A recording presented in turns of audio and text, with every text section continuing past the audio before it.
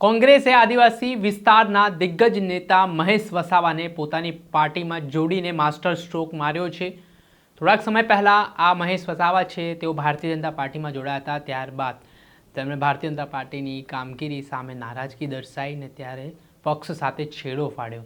ત્યારે તેઓ શોધી રહ્યા હતા કોઈ રાજકીય પાર્ટી અને હવે કોંગ્રેસમાંથી તેઓ ઝંપલાવાના છે। ત્યારે હવે આદિવાસી વિસ્તારનું રાજકારણ જબરજસ્ત ગરમાઈ ચૂક્યું છે। શું સમગ્ર મામલો છે, વિગતે વાત કરીએ। વૈષ્ણવજન તો તેને કહીએ જે પીડ પરાઈ જાનાને રે। નમસ્કાર દર્શક મિત્રો, નવજીવન ન્યૂઝમાં આપનું સ્વાગત છે। હું છું ફૈઝાન। અવારનવાર ગુજરાતમાં આદિવાસી વિસ્તારોનું રાજકારણ જબરજસ્ત ગરમાતું હોય છે। જે રીતે આક્ષેપ પ્રતિ આક્ષેપનો દોર પણ જોવા મળતો હોય છે। અને આ વચ્ચે છોટુ વસાવાના પુત્ર મહેશ વસાવા કોંગ્રેસ પાર્ટીમાં જોડાયા છે।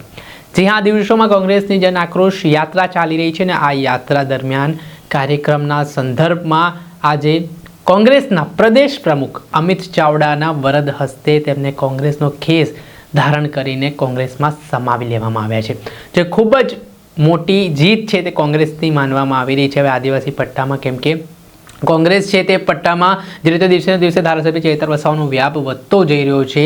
નર્મદાથી લઈને છોટાઉદેપુર સાથે દાહોદ અને ભરૂચમાં જે ચૈતર વસાવા પ્રચાર કરી રહ્યા છે, આમ આદમી પાર્ટીને મજબૂત કરી રહ્યા છે। ત્યારે કોંગ્રેસને પણ એક એવા આદિવાસી નેતાની તલાશ હતી કે જેઓ હવે કોંગ્રેસની કમાન આ વિસ્તારોમાં સંભાળી શકે। અને આમ તો કહેવાય છે કે આદિવાસી સમાજનો પ્રભુત્વ છે પહેલાં કોંગ્રેસ જોડે હતો, પરંતુ 2022ની ચૂંટણીમાં જે રીતની પરિસ્થિતિનું નિર્માણ થયું, જેવી રીતે સમીકરણો બદલાયા, જેના કારણે ભારતીય જનતા પાર્ટીને ખૂબ મોટો ફાયદો થયો તેનાથી, ને કોંગ્રેસની સ્થિતિ દયનીય બની।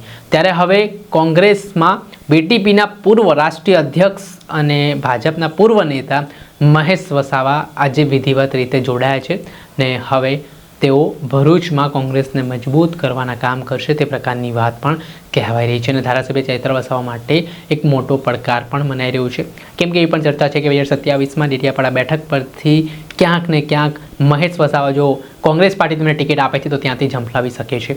ત્યારે હવે અનેક પ્રકારની રાજકારણમાં પણ ચર્ચાઓ તેજ બની છે। આગામી પરિસ્થિતિ નક્કી કરશે કઈ રીતની પરિસ્થિતિનું નિર્માણ થાય છે, આદિવાસી સમાજ કઈ તરફ જાય છે। ધારાસભ્ય ચૈતર વસાવા, બીજી તરફ છે સાંસદ મનસુખ વસાવા, અને હવે કોંગ્રેસમાંથી નેતા જે કોંગ્રેસના બન્યા છે આદિવાસી સમાજના દિગ્ગજ નેતા મહેશ વસાવા।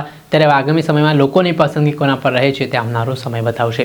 દર્શક મિત્રો, આવા જ નવા વિડીયો સાથે આપણે માહિતગાર કરતા રહીશું, એટલે નવજીવન ન્યૂઝને લાઇક કરી લો, સબસ્ક્રાઇબ કરી લો અને વધુમાં વધુ શેર કરો।